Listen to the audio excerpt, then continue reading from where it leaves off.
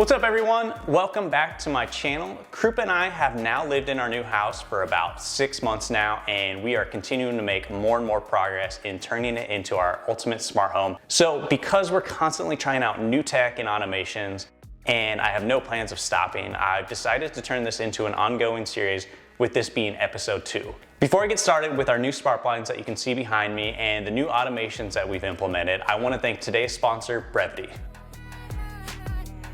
I tend to take a lot of my film gear between home and my day job, so Brevitē hooked me up with a sick new camera backpack that I use to carry everything from my camera, an extra lens, my portable aperture LED light, an external SSD, MacBook Pro, and a bunch of other accessories. What's nice is that you're able to customize your backpack based off of what camera gear you bring. But on top of that, it is compact, but it has enough padding to protect all of it. So if you're in the market for a new camera backpack, be sure to check them out using my link at brevitē.co/Lee Lechner, and be sure to check out all the colors and options they now have. Alright, so let's get into what you came here for. When we bought this house, these 4 windows didn't have any blinds. Normally for a stairway that would be fine, but unfortunately we've noticed 2 issues it's caused.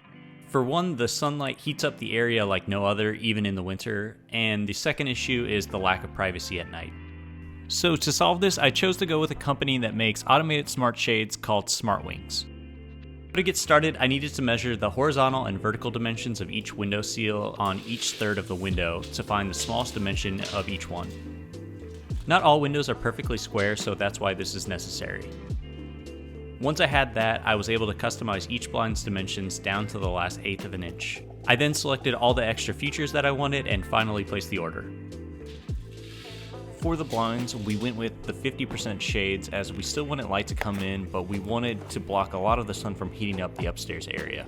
I chose to add on the solar powered option to avoid having to charge the blinds up, but if you want to keep the window clean from using a solar panel, definitely just stick with the standard option if you're good with charging them every few months.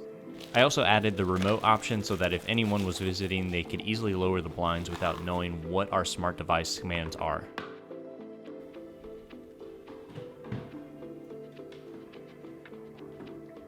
Installation was actually pretty easy. I just needed to screw in the mounts about 4 inches in from each side, added the solar panels as high as possible and next to the motor, and then I finally attached the blinds. The solar panel's attached to the window direct using a pre-attached mounting adhesive and then plugs into the motor using a USB-C cable.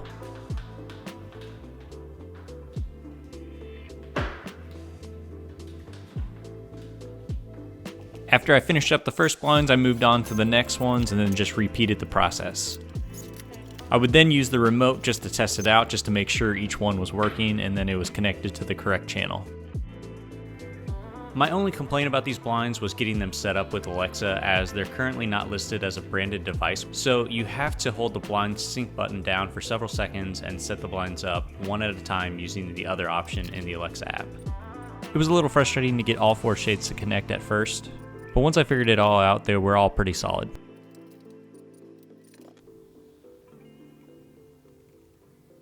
Open upstairs blinds.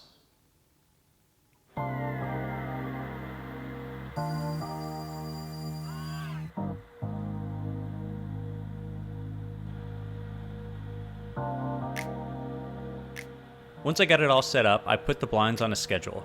They would open halfway right at sunrise, and then they would close completely 30 minutes after sunset so that we'd have privacy at night. The way I did this was as easy as it gets. I just set up a scheduled routine using the Alexa app. There you can schedule when they go up or down and how high or how low they go.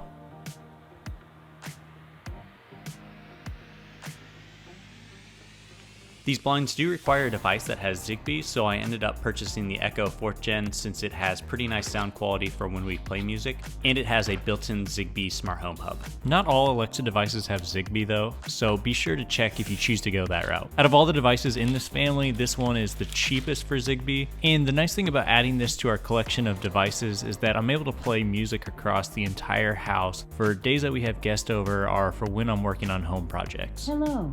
Your device is ready for setup.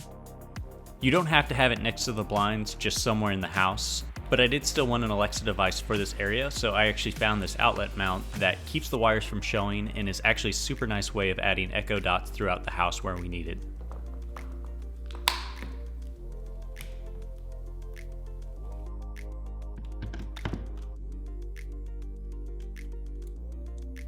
Open upstairs shades. Okay.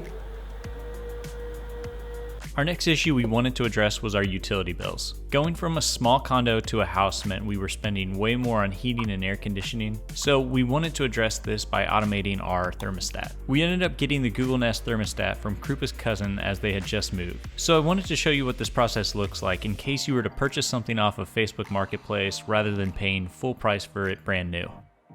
The process is basically the same, except that you'll need to add batteries and scroll to the bottom by sliding down the side of the Nest and tapping on factory reset in case the previous owners didn't already do so.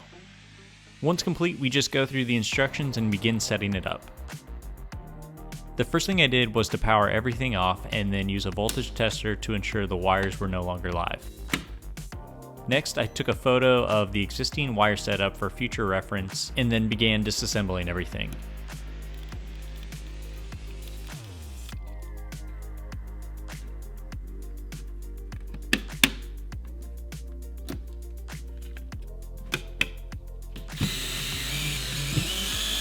Unfortunately, the Nest was smaller than the previous thermostat, so before I installed it, I patched the holes and touched it up with paint.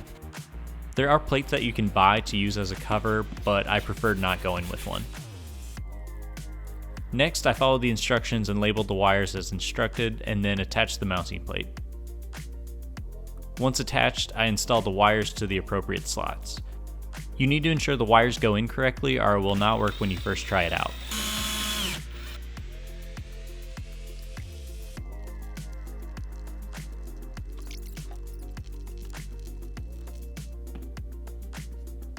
Finally, I was able to add the Nest to the plate, turn the power back on, and follow the instructions to set it all up. After working with it for a few months now, we've implemented an automated schedule that during the winter it will lower the temperature 5 degrees in the morning and then start the process of returning back to normal about an hour before we get back home to save on utilities. But because we have different schedules, the Nest is also programmed to stay the same if it sees that one of us is still home using present settings. We've set up a few other automated schedules as well, including nighttime versus daytime shifts and usages, and from what we've seen so far, we should be on track to save about $120 to $150 per year. Plus, installing the Nest actually qualified us for a program with our energy company, in which we received $50 for joining, so be sure to see if your local provider offers anything as well. And finally, the last home automation product we added to our house was a robot vacuum. As some of you have seen, we have a small dog named Dexter. We weren't 100% sure how he was going to deal with it, so rather than out the gate dropping $500 plus on an advanced version, we wanted to test the waters with this version of the Shark Ion vacuum. One of the really nice perks of a version like this is that it was super easy to set up. Basically, I just needed to plug it in, install the brushes, and set up the device using the app, where I was able to put it on a schedule rather than having to press clean every time we wanted it to run. On top of that, we didn't have to map out the rooms, as the way it works is it goes in one direction until it bumps into a wall or an object, and then it switches directions. Currently, we automate it to run 3 days a week, not 5 like I'm showing in this clip, as it's been more than enough to keep our upstairs clean. Plus, we can always run it as needed with one click of a button.